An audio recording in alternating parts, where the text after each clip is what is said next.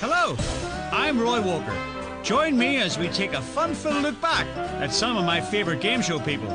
We'll be taking a trip down memory lane as we travel through the archives to bring you the movers and shakers of the game show world in Roy Walker's Game Show Gods.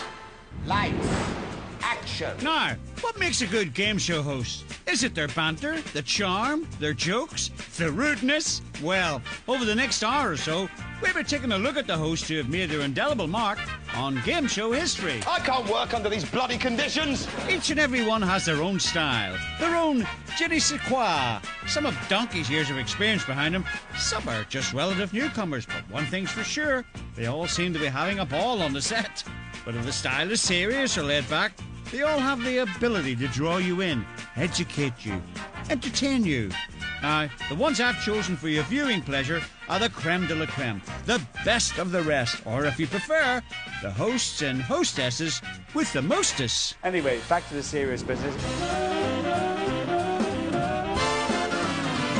First up, we have the living legend himself. Yes, it's Brucey.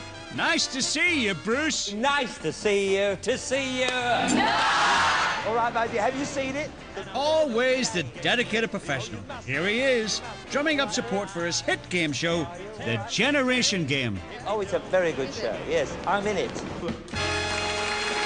The huge success of the show was really down to Bruce's personal charm, his brilliant banter, and his genuine love of people. Right in there, if you will, Roy. That's good. Now then, Patricia. Patricia Murgatroyd. Yes. I see. You are a retired district nurse. I am. Yes, good. Any children of your own?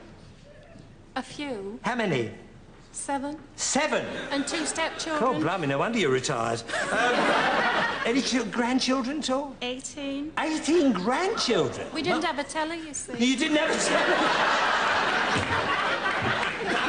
I see. Any great-grandchildren?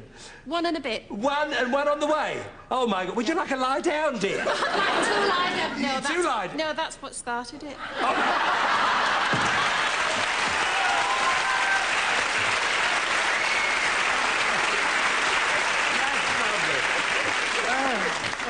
She's answering back, right.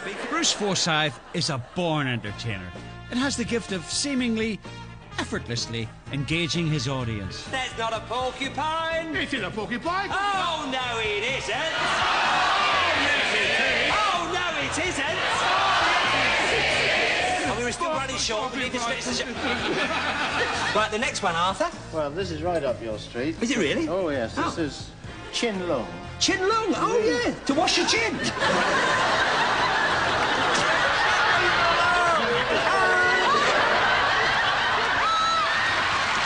It sometimes seemed Bruce's function was to play the fool, or sometimes the cheeky chappy, and sometimes the confused compeer.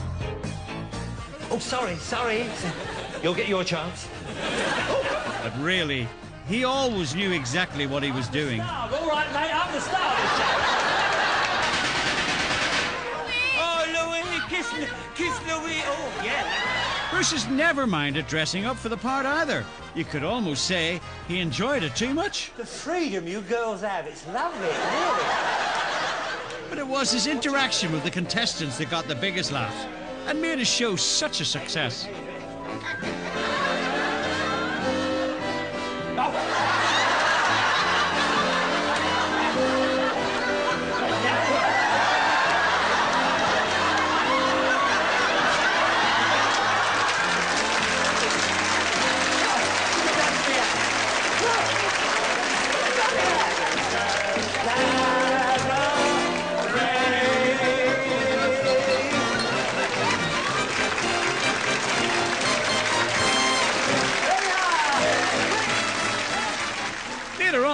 Bruce was the host Play Your Cards Right and The Price is Right. And today, of course, he can still be seen surrounded by glamorous girls, as always, on Strictly Come Dancing. Keep dancing!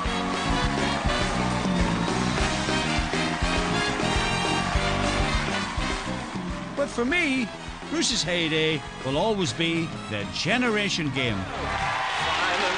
For today, where's prosecution? Excuse this intrusion, is this the Old Bailey? shut up. Give us a chance.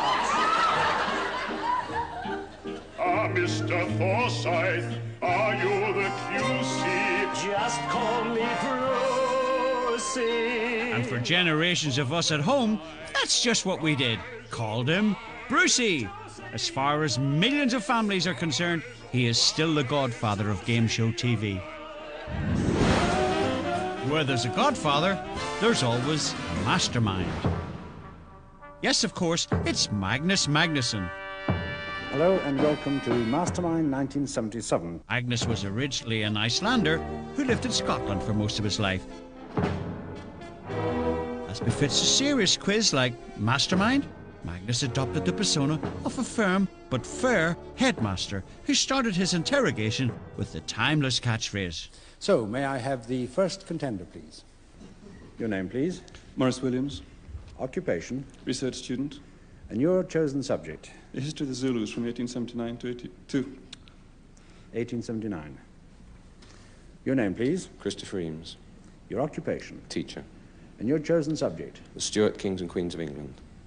I assume you mean Britain because it's after the Union of the Crowns in 1603. Your name, please. Philip Warmby. Occupation. Oh, no.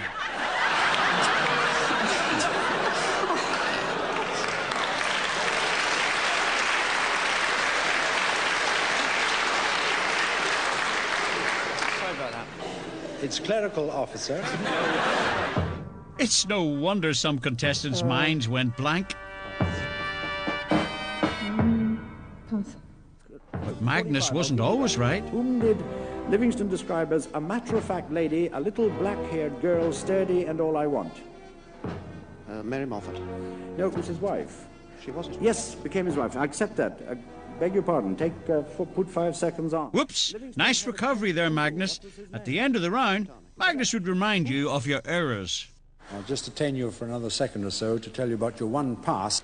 You passed on 2, both of which were trembling on the tip of your tongue. We have a small sheaf of passes here. The clown... It's like being told off by the headmaster. And finally, the planet that orbits the sun every 88 days is Mercury. Down in flames, I fear. Never mind. Thank you very much, Mr. Bean. Mr. Bean? What was his specialist subject then? In one of his last TV appearances, Magnus managed to get the better of that other interrogator, Anne Robinson. Hi, Henry. Well, he had the bad luck to be the first person to get a question Oh, this wrong. is going to go on forever. But I have started, so I'll finish.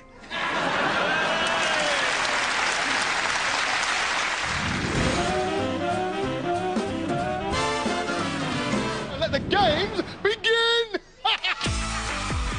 When you think of kids' game show hosts of recent years, you need look no further than that master of guns himself, Dave Benson Phillips. Dave presented the anarchic Get Your Own Back for an amazing 12 years, with heaps of childlike energy to reap havoc and mayhem.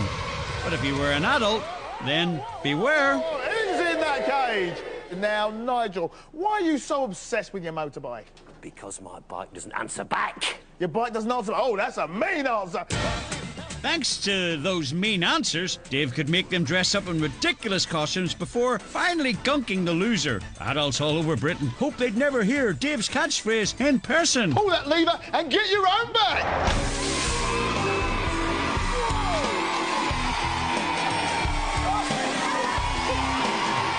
Those poor, humiliated grown-ups.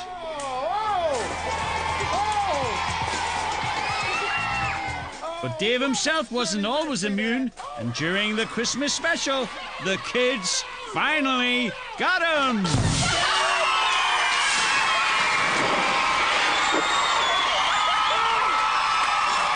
Hooray! Gotcha! Happy Christmas from all the adults! Join us after this short break, when we meet another selection of heavenly bodies. Welcome back to my show, Roy Walker's Game Show Gods. And next up, it's Jim Davison. Costume. Music.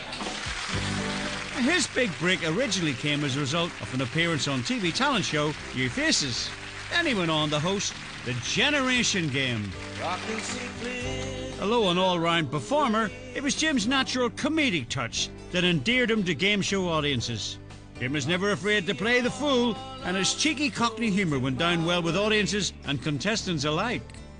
Big Break was one of his biggest hits. This show combined snooker and quiz in a completely new format. Welcome to a brand new game show called Big Break, and this is my big break with the BBC, and if this don't work out, we're really snookered. Luckily, Jim and sidekick snooker star John Virgo had a hit on their hands, although they sometimes had to deal with some tricky little contestants. Since you were 2, Look, here's a nice little present of me. Come round this way, so all your boys... What's in it? What's in it? Reddies. No, it's actually a nice new snooker game. I know you don't need any practice, but you have a little go at that, and it might... Thank you so much.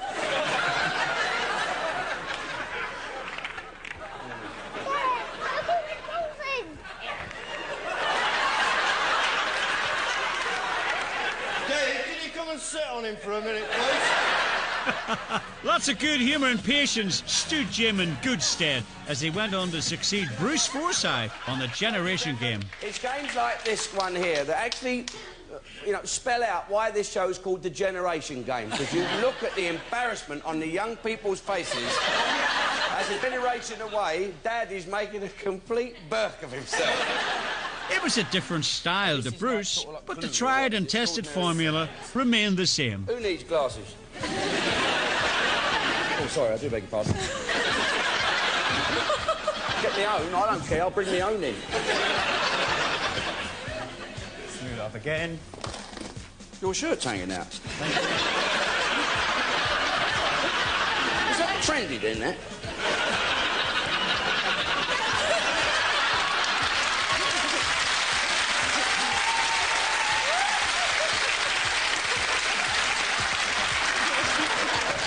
The jacket's got to be open, though. Not going to open me jacket, never mind about that. Jim had a reputation as a bit of a ladies' man, which he was happy to play up to. Wiggle.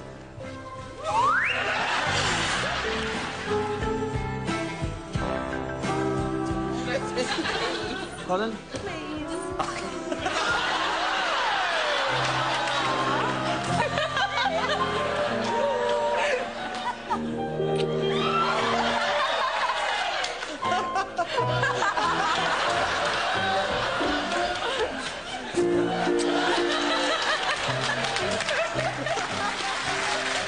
You know what? He made a great host for the Generation Game, worthy of his predecessors. What am I gonna do to make you love me? What am I gonna do to make you care? What am I gonna do when lightning strikes me? So, from £1 million votes to £1 million, who wants to be a millionaire then? That's the question that made our next hero into a god. It's Chris Tarrant, of course. Since we started, we've given away over £50 million now. Quite a staggering amount of money. From early days on Tiswas and commercial radio, Chris now hosts the quiz with the biggest game show prize on UK television. With the stakes so high, his sense of humour is vital. But he is only one question away from... He never lets things get too heavy and is a master of lightening the mood. Hello. Hello. How are you? But when the game got serious, so did Chris. He did not have to play this question. He went, final answer, Bombardier Billy Wells. Ingram? You just won £1 million! Big-hearted Chris is really delighted when the big money is won. He seems to like his contestants, unlike our next god, who gives them a slightly more frosty reception. Welcome to The Weakest Link. A hard-nosed journalist, Anne cut her teeth on investigative programme Watchdog, and it was dealing with the con men on that show that shaped the quick wit and acid tongue she's famous for. Calling you a game show host is fiddling with the truth a bit. Yeah, I just turn the letters round. Just pretend you're on Wheel of Fortune. OK, well, obviously I had high-heel shoes on and a very short skirt because that's what men like. Why would you have a short skirt on? Well, it's good telly. Well, obviously not, Anne, but it was then.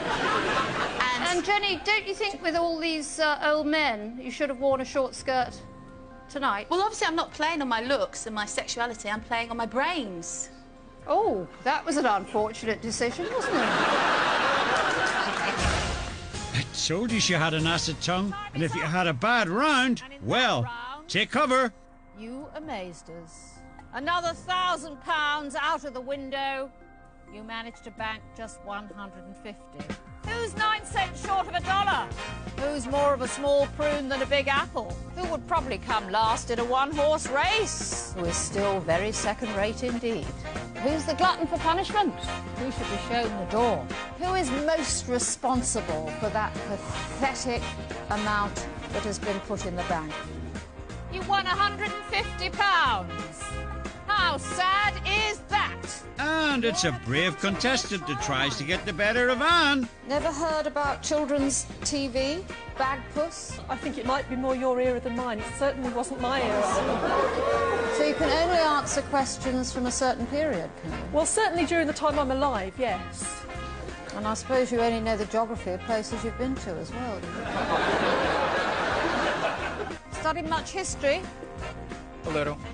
Very little, Jamoke. Because you're the investment banker who thinks World War I started in 1939. I think it was 1915 that World War I started. You'd be wrong again. 1914. Anne is most famous for dispatching contestants with her ruthless catchphrase. You are the weakest link. Goodbye. Join us again for the weakest link. Bye. Must have worked hard at perfecting that trademark. Wink. Now, our next god shot to fame as the host of It's a Knockout. He was the hot shot presenter who was never afraid to shoot from the hip, calling the shots for more than 10 years back in the 70s. Stuart Hall was the ringmaster of the fun-filled Knockabout Challenge series with his sidekick, Eddie Waring. This royal diadem, this sceptred isle. It was hard to imagine anyone enjoying their work as much as Stuart did. He never took himself too seriously and was always happy to join in the thrills. This jewel set in a silver sea. And the spills. And I think that waiting for me is a homely welcome from North Yorkshire, from the town of Redcar. My goodness gracious me. Would you like to be a handsome young prince? Instead of Hilda Baker like this, you mean? Well, yes. Dressing up and playing the fool was the whole spirit of the show and kept the hosts amused. But it was the dressing up by the contestants that really tickled Stuart's funny bones. In the end, it was Stuart's hysterical laugh that became the trademark hit of the whole show.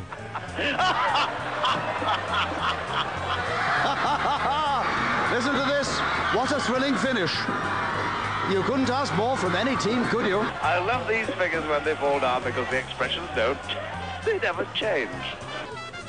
Never afraid to join in, Stuart threw himself into every situation with his customary energy and enthusiasm. I haven't been paid. I haven't been paid on the thing. When a Dutch presenter challenged him to a pole vault, he was more than up to it. Well, almost. Getting soaked must have been part of his job description. And the king of commentary can still be heard on the airwaves today, providing football reports for Radio 5 Live. And I'll bet it's still a knockout.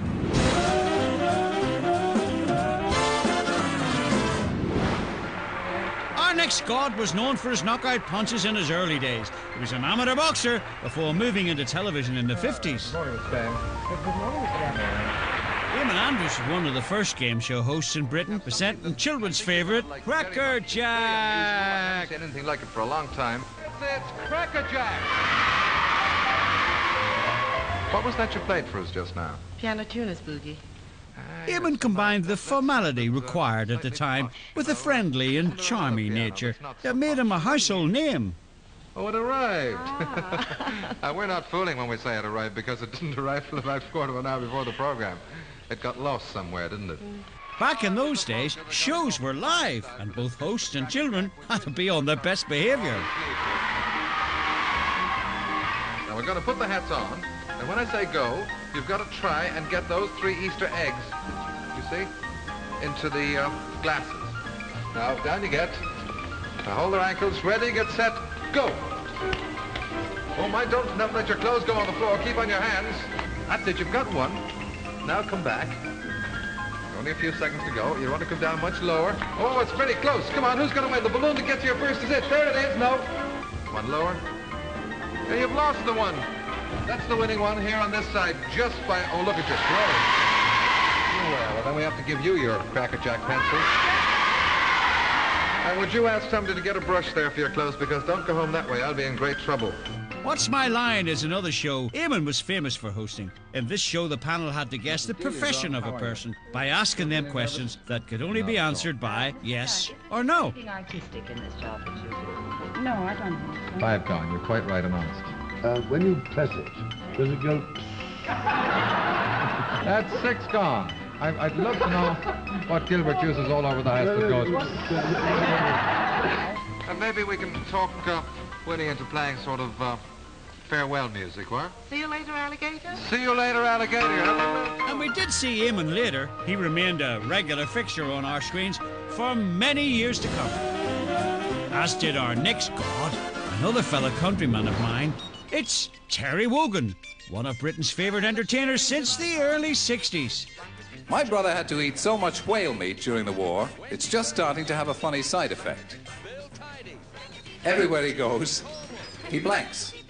Terry's probably best remembered for Blankety Blank, where the humour was of the seaside postcard variety, which proved to be a winning recipe with audiences and contestants alike. Good evening and welcome to our new quiz show. You've already met the creatures from the Black Lagoon over here, so I won't... Back! Back lest you feel the kiss of cold steel. I thought it was your wand. But he's not just famous for hosting Blankety Blank. Do you remember these? There was Star Town, Eurovision, of course, Disco, and You Must Be Joking, where the idea of the game was to decide whether the items showed by Terry were true or false. Luckily, Terry was able to bring a gentle touch of sarcasm to the rescue. And it is, in fact, as you can readily see, a camouflage umbrella. But it'll be Blankety Blank that was my favourite Wogan moment. A true game show god. Builders digging up a car park at the BBC television centre excavated an old Roman bath, but they were amazed to find blank sitting in it. Terry Wogan.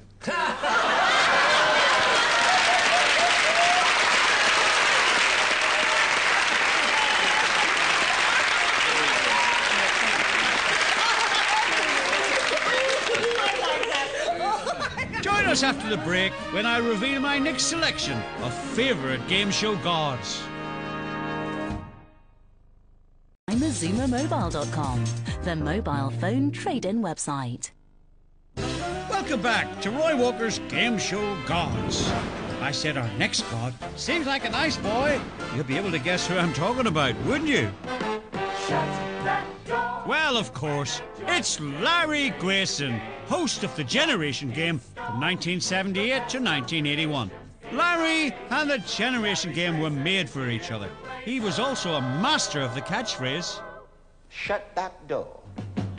The King of Camp had a whole different style of his own, which he used to great effect when he demonstrated the games the contestants were about to perform. Very good at this, you know, you with the whistle. I'm very good at this. You go about that? I thought she walked about with that all the time. I've never seen her out this whistle in the mouth since she got here. She seems like a nice girl, though. But, could be, I say, your feathers blocking me out back here. Oh, just a minute, there's something on me. Wait a minute. Makes us alive. All right, then. Anything you are, Ronnie.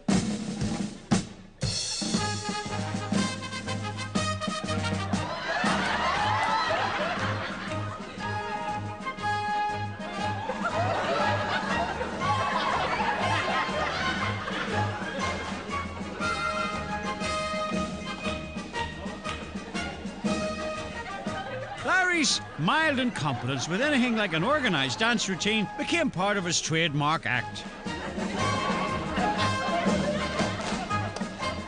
All right, no, I can't go on. It's all too bad. The audience loved his drama queen routines.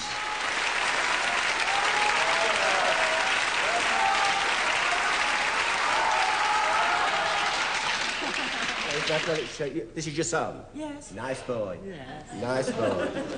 Now, how old is he? Old enough. Luckily, his lovely assistant, Isla Sinclair, was on hand to keep him out of too much trouble. Just a minute. Just a moment. Just a moment. There is no need to shout. Speak. Tell him what I'm like. You can't take being shouted at. No, you mustn't shout. She'll tell Very you. gentle I'm a very person. gentle man. Shut your mouth. I'm a very gentle man. I will do anything you ask if you ask me properly. Buy the ripple, please. Yeah, all right. Don't forget to write. Larry Grayson. He really did seem like a nice boy. Hey, speaking of boys, yes, it's those masters of mischief, Dick and Dom. Children's television favourites, these two will do anything to get a laugh. But when it comes to taste, well, in a word, it's questionable. This is for the little people only. What is the name of the American Secretary of State? Is it Bonda Giza Noodle or Condoleezza Rice? Bonza Poodle Needle. Put your ass mask on, Sam. Go on, put it on your little face. Make yourself look like a donkey. Hee-haw! Ha, rubbish. The answer, Sam, was Condoleezza Rice. You silly ass. Hard as it may be to believe, Dick and Dom's show was basically a remake of the original Ask the Family that was hosted by Robert Robinson. Wonder what he would make of it now. Oh yeah, you want to get beefy with me? You want it, yeah? Someone you wouldn't want to get beefy with is Sue Barker, the next god in our game show extravaganza. Tennis was Sue's game before she became a host. She was a former British ladies #1 and ranked as world #3. Well, Question of Sport was a whole new set of challenges for Sue, one of the first of which was how not to get an attack of the giggles. Which player who played for France in the '98 World Cup final made his Premiership debut in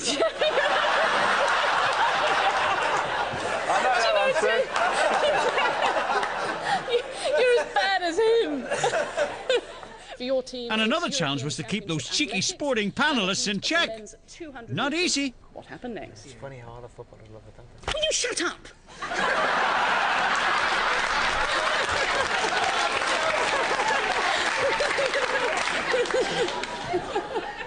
He's like all the time. Fingers on the buzzers. Are you ready? Oh. Thank you. Fingers on the buzz. That's what she said. No, but when you know the answer.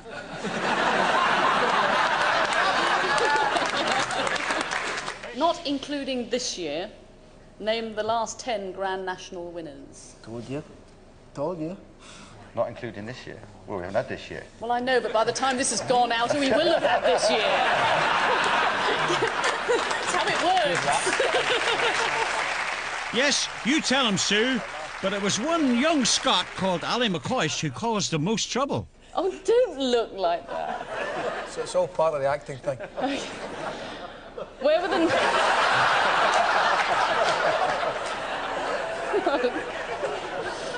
It's a worry, isn't it? Yep, H, Frankie. Hartlepool. Yes, I. Ipswich. Yes, J, Robbie. No. No team, you're right. Yes, K, Frankie. Frankie? I'm sorry. Well, she had to get her own back on him sometime. I told you Ali in the last one. K, Ali. K, Ali, sorry. I'll take Kidderminster, David. Well done. So, from a former tennis star to, well, anyone know what Richard O'Brien was famous for before he entered the Crystal Maze? Well, I'll tell you. He wrote the musical The Rocky Horror Show before he became the showman fronting one of the most watched shows on Channel 4. Start with some games. Hello, Richard O'Brien here, your genial guide to the Crystal Maze. 6 adventurers have gathered here in order that they might pit their wits and skills against the many fiendish and devious games which lie in wait for them in the 4 adventure time zones within the Crystal Maze. Come with me, my dear. Every week, he could be seen enthusiastically dragging contestants around the incredible set of the maze in search of a new game to play. The evil zone! That's my call home! Come on! Then he'd lock them into a room where they had to complete a task to obtain crystals. Eccentric presentation was very much Richard's style and turned Crystal Maze into a cult show, which was voted best game show of all time in 2006. Another game? Tardy. Voila! Our 3rd zone. Such an easy game, isn't it? That was incredible. Well done. Well, into each life some rain must fall. And we're going to throw buckets into yours because, unfortunately, that's the end of the series. But we will be back next year, so look on the bright side. Bye. Every second counted in the Crystal Maze, and that's the title of one of the shows hosted by our next god. Why, yes, it's that magic man, Paul Daniels. You feel good? Paul made his name in magic, winning numerous awards, but when he wasn't performing card tricks, he pulled a few tricks of his own. Ladies and gentlemen, welcome to your host, Paul Daniels. He landed the lead role in not 1, but 3 different game shows. Odd One Out, Wipeout, and Every Second Counts. Like any good game show host, he was good at chatting up the contestants and always had a joke up his sleeve. So, tell me about the lady. We know you jog together. Well, we try to, yes. This is my wife, Helen. She's a freelance home economist. That means she spends no money on the whole. Got it in one. Got it in one. And Helen's claim to fame is that she has a very famous ancestor. Is it? Will I get a prize if I guess right? Yes. Who is it then? Guy Fawkes. You're kidding. No, I'm not. So was he the father of somebody who had somebody who developed it into Yes, and there were having lots of illegitimate ones along the way as well, but we... Really? Yes. Oh. Yes. A few folks fell under the table. They did. Look, I know it seems cruel, but the more they win, the less wages I get. Who? Then? Who are you? I'm Ron Singh. I'm a sales engineer from Migler Morgan. I don't have any special talents, but if you stick me in a room with a bunch of strangers, I'll have them all laughing. All laughing? Ah, but can you do it with your clothes on? You're married, of course, Madeleine? I'm married. Yes, you have that little worried look, you know, the frown, you know. Are they watching me? How many are watching? Oh, quite a few, I expect, yes. Really? Mm-hmm. How many have you got in the family, then? Well, I have 5 daughters. 5 daughters? Yes. And you work as well? Yes. You do? Well, be grateful for it. You might have had more daughters if you didn't. You might you? Get off. In the game Wipeout, Paul showed us he still had the old magic as he explained the interactive endgame. Yeah, like wildflowers. I ask for my answers, and then they come up. And I show you how these switches work, you see. This comes on, and then I go beep, beep, beep, beep, and then almost before it's on, I'm over here. I press the button. Look at that, I got 6. And the nation goes crazy. They say, oh, he's wonderful. Look, I've got the answers. What was the question? These are the names of wildflowers. The wipeouts are made up, because they're all women I've dated in the past. Well, that's not true. Just hairy spotted iris. Hairy spotted iris. Sounds like a character that could have been played by our next game show god.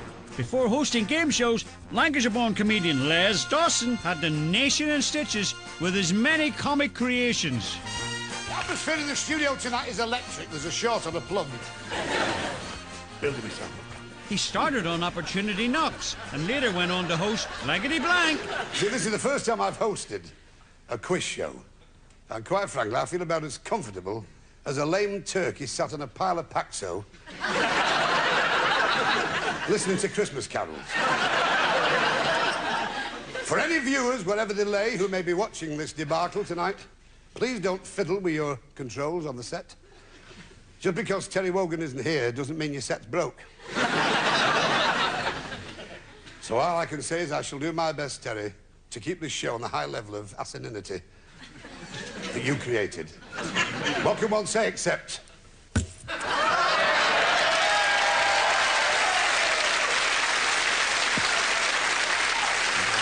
that one. Look at the question. Then in the 1990s, he went on to present Fast Friends, where he was still in top form. Take your time, we'll put a film on. Our missus touched a pancake last week. Don't know what she's done with it, we use it now as a pelmet.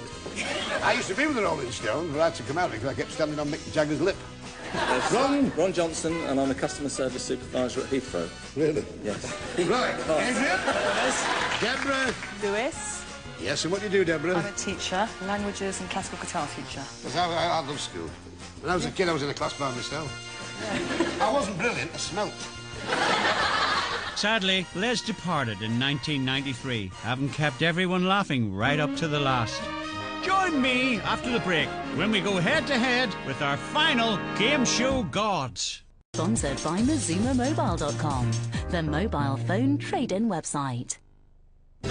Welcome back to Roy Walker's Game Show Gods, where we'll be meeting the great and the good of the game show world.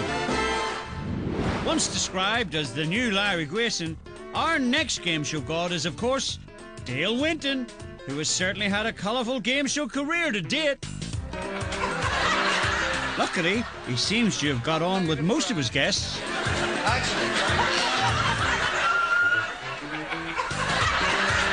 But you know what they say, never work with animals. Here, kitty, kitty. Would he do it for you? Do it for me, yeah. Go on, then. Sit. Good man.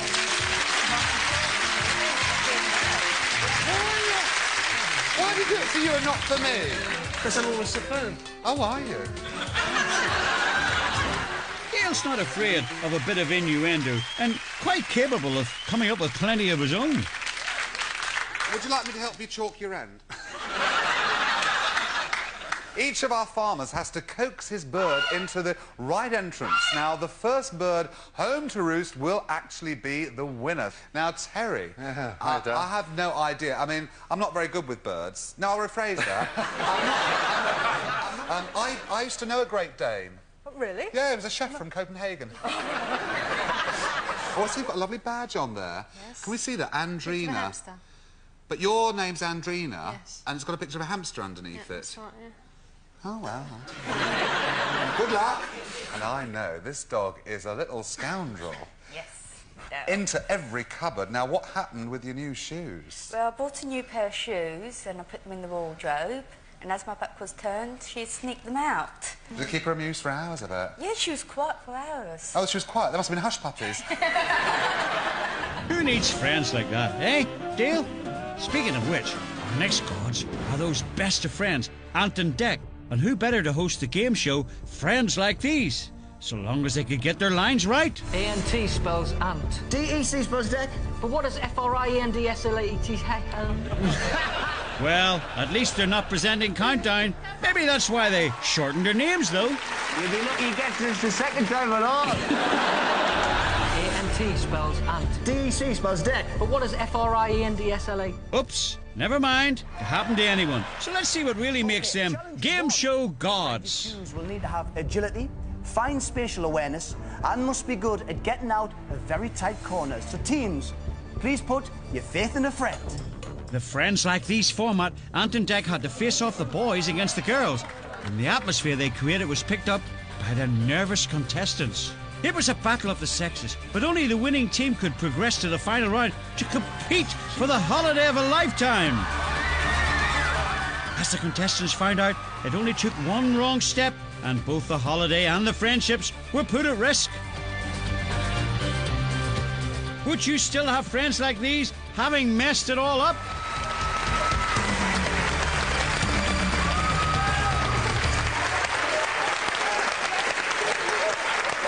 The winning team each week then had to answer questions about their friends to guarantee a place on the plane. Got an answer here, Dick. Deck. Even Ant felt the nerves and forgot his friend's name. But with a luxury holiday for his team to play for, who could blame him? We've got the right answer here. They're obviously not sure. What year did Mark meet the Manic Street Preachers at the City Hall in Newcastle? The answer is, for all five, off on holiday tomorrow, 1996. With friends like these, Ant and Dec had hit game show gold. and it was a stepping stone to future blockbusters. They presented together like Britain's Got Talent, Pop Idol, and of course, I'm a Celebrity. And we've kept one of the best celebrities to last as our next god as the host with the world's biggest joke book. It's the late, great, fantastic Bob Monkhouse. Bob began his career in entertainment after finishing serving with the RAF in '48 and had a successful career writing jokes for major Hollywood stars such as Bob Hope, Frank Sinatra, Dean Martin and Jerry Lewis. Oh, what a way to make a living. But he also made a living out of hosting quiz shows for many decades, from Bury Your Hatchet in 1957 through to Wipeout in 2002. Bob always seemed to be fronting a game show, and throughout this long career, his talent with the one-liner never let him down. Oh, what a great audience. Do you have any pet hates? Spiders, horseflies, and macaroni cheese. Who the hell gave you this recipe? As a master of comedy and all-round nice guy, in Bob's Full House, even Bingo was given the Monkhouse makeover. Bingo, lingo, clickety clicks, time to take your pick of the sticks. 38, please, Bob. All the fours, 44. Legs 11, please, Bob. Legs 11! Love to hear that whistle. Do you speak any French, my dear? Un petit peu. Un petit peu, huh? Well, listen carefully. I will say this only once. I'll give you a little French lesson. La petite chose means, woe is me, I am undone.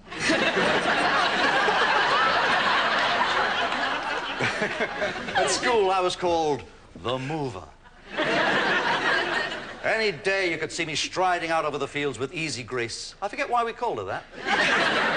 And he always seemed genuinely happy for the contestants to win. If you can tell me Big Daddy's sport... Wrestling. He's right! He's right! There it is. San Remo. 128 months of baby.